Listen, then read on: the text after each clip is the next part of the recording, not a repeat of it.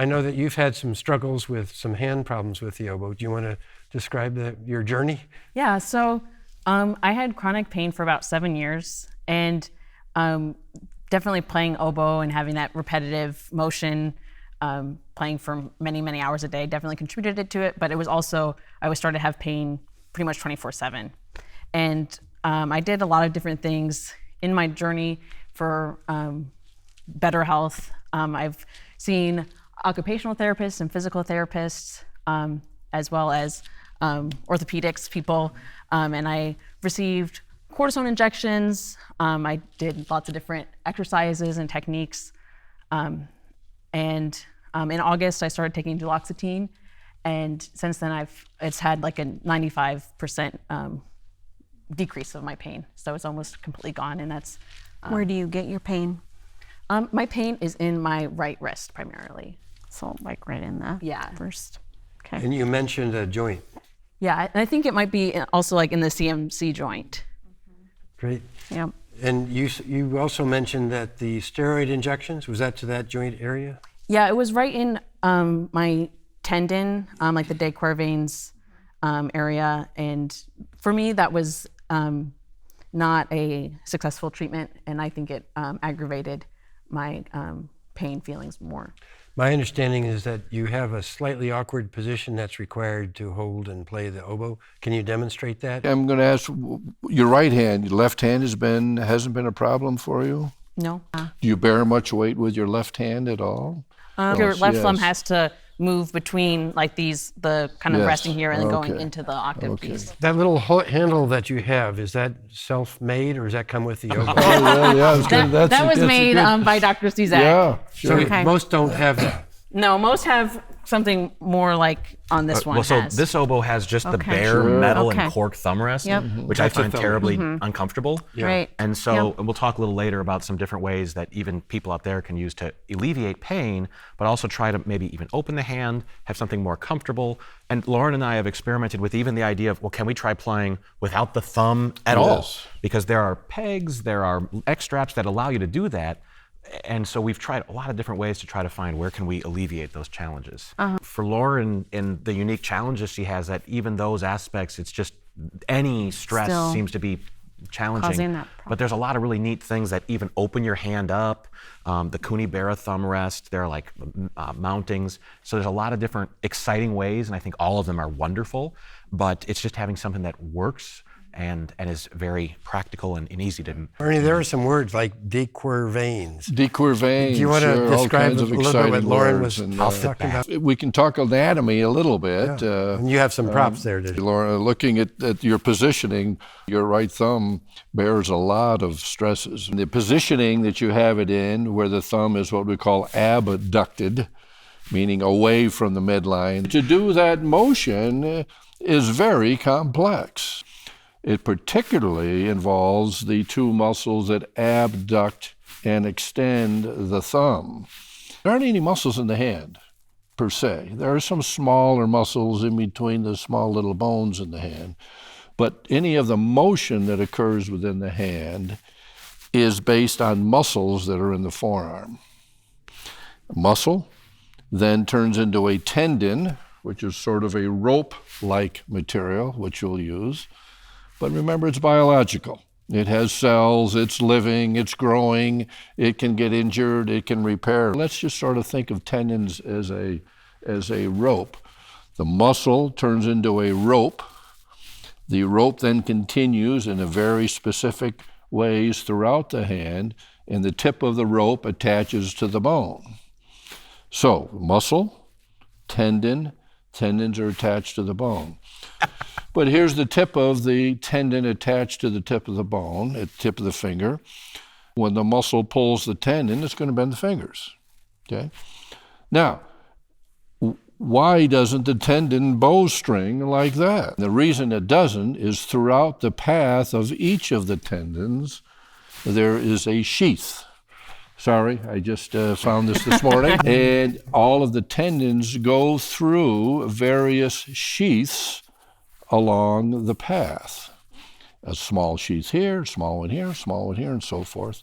Those sheaths the undersurface of the sheath is connected to the bone, so the sheath prevents the tendon from bowstringing.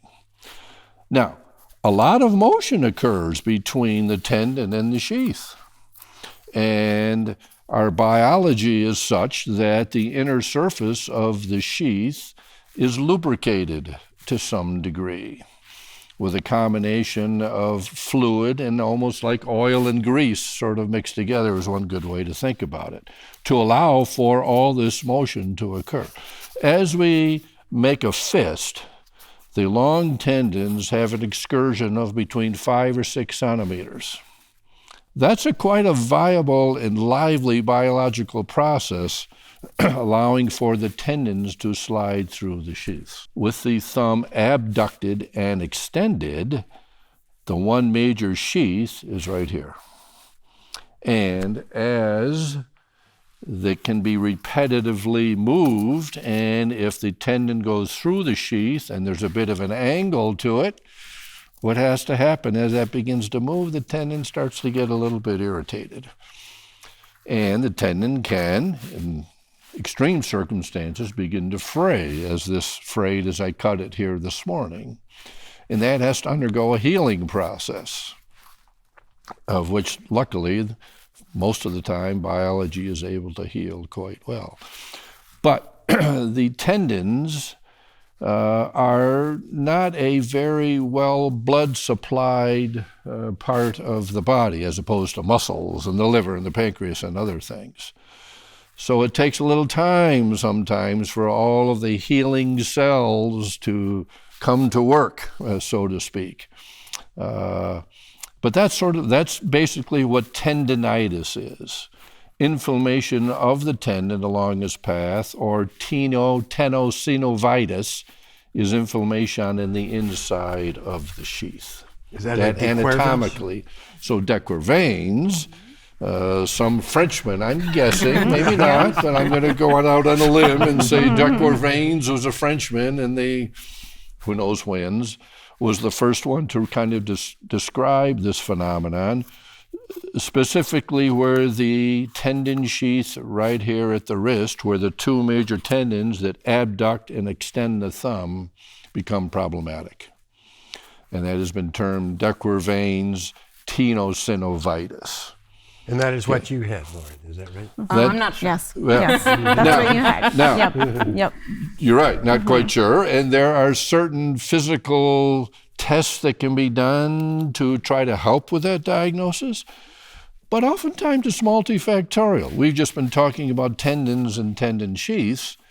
There are many other anatomical structures here, particularly the bones that are underneath. I mean, if you just touch on this side of your wrist, you can feel the tendons, but right underneath them are the bones, aren't they?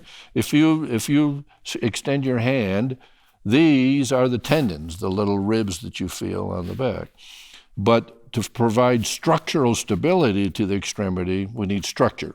We need the bones. And as each one moves, one relative to the other, as we go through the various motions about the wrist. Here are the 8 small bones of the wrist. The next layer of bones are called the metacarpals. And then the bones of the fingers. Where the metacarpal of the thumb joins the carpal at the wrist, that's called the metacarpal carpal joint, or the MC joint. Metacarpal joint. And under the extremes of wrist positioning, pressure can be applied to that joint, and a joint under pressure doesn't like it quite as much, and so it can become inflamed and irritated. So that can be that's one of the primary sources of osteoarthritic wear and tear type changes that come along as most of us age, is at that particular joint. So there can be a variety of causes. Many times they interplay with each other a little bit. One can be a little more causative at the time than another can. Fundamentally, most all of them are based on what we would term overuse, or being in a stationary position for a prolonged period of time with the muscle having to actually contract in a very specific way. The joint positioning has to be contracted in a specific way.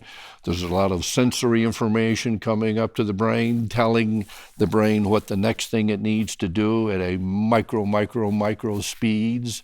So there's a lot of involvement with all of the anatomy of the human body when it comes to things that become problematic or provide symptoms. So, Lauren, did you have any imaging like X-rays, CT, MRI, ultrasound? I've had, I think almost all of the above. And Ernie, what are they looking for? Well, they're looking, Osteoarthritis? the X-rays in particular are looking for bony anatomy. Is there some arthritic change, loss of the smooth surface of the joints at the carpometacarpal joint? CT scans are looking at the bony anatomy and soft tissue anatomy a little bit too, but much more the bony anatomy in a three-dimensional imaging. And the ultrasounds looking at MRI can be used sometimes to look a little bit at the soft tissues. Ultrasound is very good for looking at inflammation in and around the tendon itself, and more specifically the tendon sheath.